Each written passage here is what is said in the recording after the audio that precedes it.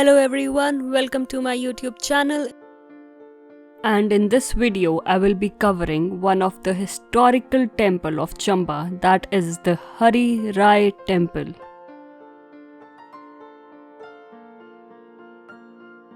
I will be telling you about the history, sculpture of the deity inside, architecture, and the carvings on the temple.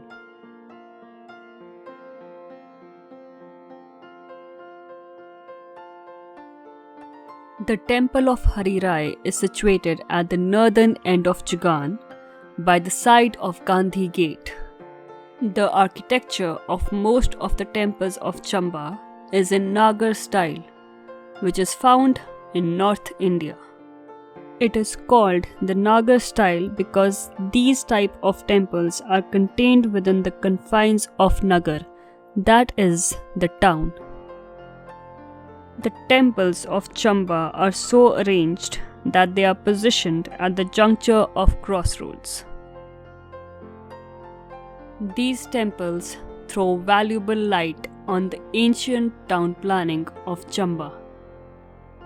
A Garud Dhwaj like the one in front of the Laxman S temple was planted in the middle of the compound, but it fell prey to modernization and is seen no more.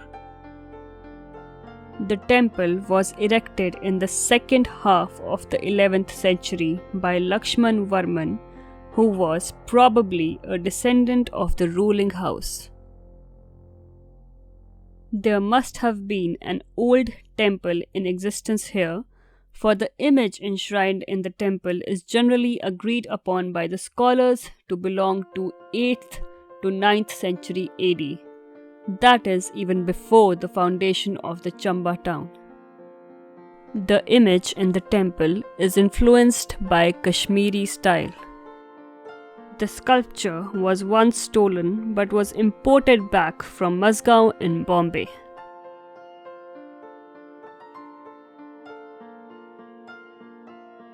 The image inside the temple is of Vishnu and it is Vaikunt Chaturmurti, which means four-faced. It is a Sthanak Murti, that is a standing sculpture of Vishnu, and it is in relaxed pose. That is, one leg is straight and the other leg is extended sideways. The image stands on a pedestal which is divided into Rath and Pratirath. Rath is the projected tablet and the one behind it is Pratirath. There is a Garud image topped by a small Chaitya Domar on the middle of the Rath. Vishnu stands on two outstretched palms of Bhudevi, that is Goddess Earth, between the 2 feet of Vishnu. Goddess Earth emerges from the earth to support Vishnu. Vishnu is wearing a triple conical mukut, that is a crown. It is held together by 3 circlets between the triple cones. And there is a Kesh Rekha below the mukut. Vishnu is richly decorated with Kangan, Nupur, Har, Kundals, Vajanti Mala and Yajnopavit. Vishnu is accompanied by his companions Gada Devi to the right and Chakrapurush to the left. He has 4 faces and the one to the left is of boar, which symbolizes Bal, that is vigor. In the middle is human, which symbolizes Janan, that is knowledge. In the right is lion, which symbolizes wealth and sovereignty. And the back is Kapil, that symbolizes Shakti. There is a legend regarding the Kapil face that a common man was not allowed to see it. Only the person who was given a death penalty was made to see it before they were hanged.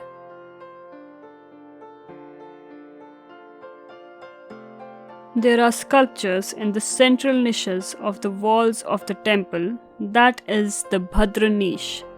But the subsidiary side niches are empty because the sculptures were detachable and have been removed. The sculpture on the niche of the back wall is of four-armed Surya, who is barefooted and is wearing a dhoti. He is squatting on 7 horses without a chariot. In his 2 back hands are lotus buds, and other 2 forehands are in Abhay and Varaha Mudra. The central niche of the left wall has Uma and Maheshwar seated on the bull Nandi. This position is called as Vrishp Arud. Vrishp means Nandi and Arud means seated on Nandi. Shiv is 4-armed.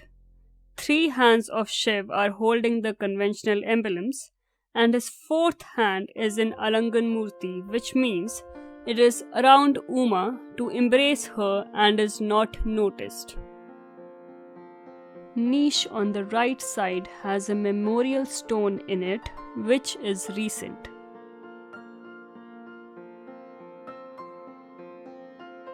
The temple is square in plan, which is also called as Chaturang. It has 5 raths on each facade. The central rath is known as the Bhadra Rath. The one behind it is the Nandika. The companion rath is known as the Prati Rath, and the corner rath is the Karn Rath. The Karn Rath is marked by Bhumi intercepted by Amalaks.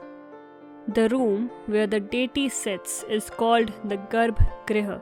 Outside the Garbh Griha is the Antaral, that is the porch which has 2 fluted columns. The Antaral is where the devotee sits to pray to his god. After the Antaral is the Mandap. In the Hari Rai Temple, the Mandap is a modern addition. The temple is in Gurjar Pratihara style, according to which there are 8 prominent divisions. The first is the Adhishthan, that is the base of the temple. Above it is the Jangha, that is the parallel walls of the temple. The Jangha is adorned with small shikhars that are called the Lagu shikhars. After the Jangha is the Antarpatra, which divides the shikhar and the Jangha. Then comes the shikhar. There is a part of the temple that clings to the shikhar of the temple, and it is called the Urushiring. The part coming out of the front shikhar is known as Shuknash, that is beak of the parrot. It rests on 2 fluted columns of the Antaral. After the shikhar comes the Griv, that is the neck. The Griv cannot be seen because the roof is covering it. Above the roof is the Chandrika, Amalak and Kalash.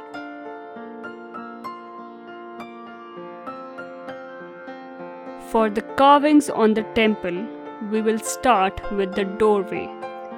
The lintel of the doorway has 3 carvings. The center one is called the Lalat Bimb. It is showing Vishnu with Lakshmi. The left one has Shiv and the right one has Brahma. Both of them are shown with their wives and are riding their respective vehicles. Now coming to the carvings on the 2 fluted columns of the Antaral, the base of the column has miniature niches showing Purn Ratan, that is full diamond, carved on them. The shaft is topped with a Ghat Pallav.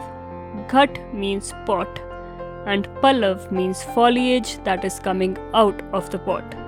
Below the Ghat Pallav is the Kirti Mukh, or the face of glory. It has puffed cheeks, googled eyes and flaring nostrils. There is a bell hanging from its mouth with a chain. It is known as Ghantmala. The brackets above the column has small niches on the front, each enshrining a deity. The lintel above the brackets have been carved with Gan. Gan are the army of Shiv, and they are making merry that the temple is being made. Behind the columns on both sides there are Dwarpals, that is, guardians of the temple. Dwarpals are sometimes shown in cross-legged posture because they are tired. Above the Dwarpals on both sides are Ganga on the right and Yamuna on the left. They are standing in Ati Bhang pose, that means there are curves in their posture. The walls of the temple, and most importantly the jangha of the temple, is richly decorated with carvings. The jangha walls are adorned with meandering creepers, ghat pallav, lotus medallions, lotus petals, diamonds and half diamonds. The temple was profusely decorated with the motif of Ghat Pallav, hence they were also known as Ghat Pallav Arud. The jangha of the temple are also carved with Mithunakriti, that is, couples in union. There are also half pillars clinging to the jangha walls, and they are carved with meandering creepers, lotus medallions and Ghat Pallav.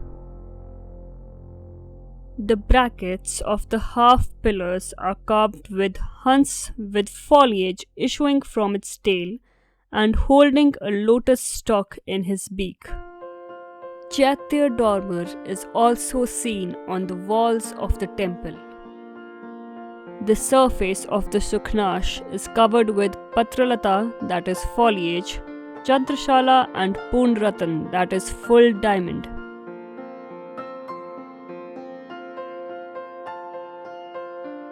Bhadramukh is carved on the Sukhnash inside the Chaitya dormer. It represents the three faces of Shiv, that is Trishir Shiv. The face in the middle is Saumya. The face on the right is Uma Vamdev. Shiv uses this face to discourse with his wife. Aghor Bhairav on the left signifies destruction. Sadyojat is on the back.